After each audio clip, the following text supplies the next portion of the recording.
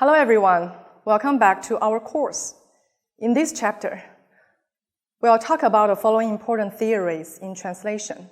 Section 1, the German functionalist approach to translation, 德国功能派翻译理论. Section 2, the translation variation theory, 变异理论. Section 3, eco-translatology, 生态翻译学. Section 4, corpus-based translation studies, 语料库翻译研究. Section 5, the theoretical perspective of modern linguistics, 现代语言学. In this section, we are going to talk about the German functionalist approach to translation. This approach emerged in the 1970s and has made a breakthrough in a traditional perspective of equivalence of linguistic forms and defined translation as a deliberate behavior. As a great breakthrough and a supplement to the traditional equivalence theory, it has offered a new translation perspective.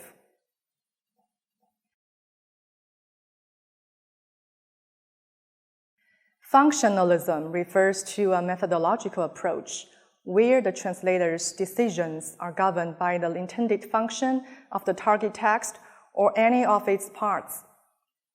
The functionalist theories, which combine translation with language functions and emphasize the role of text or language functions in translation, have been widely applied to the field of applied translation. 4 German scholars played very important roles in the development of German functionalism, and their names and theories are as follows. Number 1, race functional category of translation criticism. Number 2, Vermeer's scopus theory. Number 3, Mentor's theory of translation action. Number 4, North's function plus loyalty. In 1971, Rees first proposed the theory of translation function in her book, Potential and Limitations in Translation Criticism, introducing the concept of text typology into translation theory, and including text function as a standard for translation criticism. She suggested that translation should have specific translation brief and functional criticism models based on the functional relationship between the source text, ST, and the target text, TT, sometimes requiring the translation to have different functions than the original text due to special needs. Potential limitations in translation criticism is also considered to be the starting point for the formation of German functionalism. However, her theoretical view is still based on the equivalence centered on the original text. Vermeer, the student of Rees, further broke the limitation of equivalence theory, put forward the first criterion of translation activities for the purpose of text, and proposed scopus theory. The core concept is that translation methods and strategies must be determined by the intended purpose or function of translation. Vermeer suggested that translation is a purposeful human behavioral activity, being influenced by a particular background.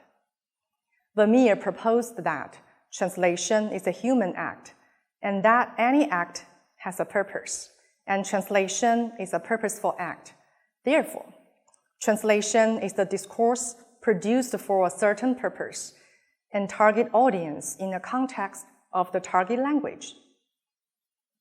Monterey went one step further than Vermeer and pointed out that translation is a complex action used to achieve a particular purpose.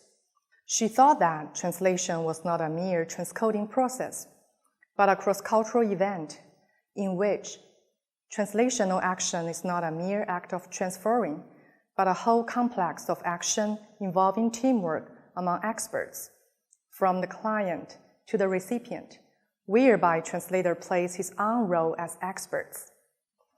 In addition, she emphasized the important role of the translation process in 3 aspects: the behavior of the translation process, the role of the participants, and the environment in which the translation process takes place, As the last late figure of German functionalism, Nord not only gave the first full representation for the theories of functionalist school, but also introduced the loyalty principle against the insufficiency of the functionalist theories.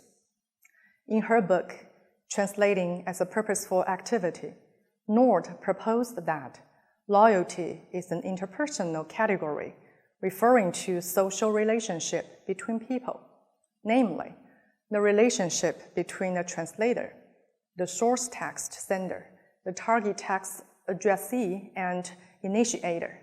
It means that the target text purpose should be compatible with the original author's intention. Nord concluded that loyalty limits the range of justifiable target text functions for one particular source text and raises the need for a negotiation of the translation assignment between translators and their clients. Functionalist school divided translation principles into two categories: universal principles applicable to all translation processes and special principles applicable to special circumstances. Functionalists believe that the scopus rule and the loyalty principles are the two pillars that run through all translation processes, while other laws or principles depend on the circumstances. Vermeer's scopus rule is the most important theory in functionalist theories. According to this theory, the first rule is the law of purpose, and the purpose determines the whole process of translation activity. There are three explanations for this purpose: the translator's purpose, the communicative purpose of the translation, and a purpose to be achieved by using a particular translation method. But usually, purpose refers to the communicative purpose of the translation. There are two more laws of purpose: the coherence rule and the fidelity rule. The former requires that translation must meet the criteria of intertextual coherence. The latter means that there should be interlingual consistency between the source text and the translation, intertextual coherence. Based on the scopus rule, Nord proposed the loyalty principle, which requires the translator to be responsible to all participants in the translation process in his translation activity, and to coordinate relationship between the parties. That is, when the initiator, the target language reader, and the original author have a conflict of interests, the translator must intervene in coordination and see the consensus of the three parties. Now, let's talk about the application of German functionalism in some cases. I'll first use a case from tourism raised by Wang. Guide interpreter. This is Dingling, the tomb of Zhu Yijun and his empresses, Xiao Duan and Xiao Jing. 定陵是朱翊钧和他的两个妃子孝端和孝敬的寝陵。Foreign guests, what is he talking about? In this example, the interpreter just literally translated the culture-loaded words without any explanation, which led to the confusion of the tourists. As is illustrated, the fidelity to the letter of the source text may result in failures in communication. Restricted by their cultural and social knowledge, foreign visitors may find terms like 定陵, 朱翊钧, 孝端 and 孝敬, a group of strange Chinese characters without adequate explanation. In contrast, domestic tourists can more or less understand the history of China, including the terms mentioned. Therefore, Wang suggested another expression. This is the tomb of the 13th emperor of the Ming Dynasty, where he was buried with his two empresses. 这是明朝第13个皇帝的陵寝，他同他的两个皇后葬在这里。Such an expression avoids incomprehensible proper nouns, so makes foreign tourists understand as soon as they hear. And let's move on to a case in English sports journalism. Serena Williams was slow to get going against Li Na, but finished with all the force of a Miami Hurricane to win a record 7th Sony Open title in Key Biscayne Saturday. 小威虽然在与李娜的比赛中表现慢热，但最终以摧枯拉朽之势结束战斗，在周六实现了在圣弗朗西斯科的7连冠。The force of a Miami hurricane is used to describe Serena Williams' extraordinary strength and strong performance. The literal translation of the force of a Miami hurricane will make the translation inconsistent with Chinese culture. So here, the author translates as 摧枯拉朽之势, not only very good to retain this context of the source text, but also in line with the interpretation of the target language, which is cultural transfer as proposed by Nord.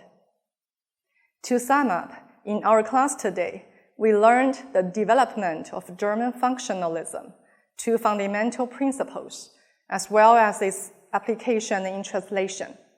German functionalism has played a very important role in the development of translation theories in China. In section 2, we'll talk about the translation variation theory. That's all for this class. Thank you very much, and see you next time.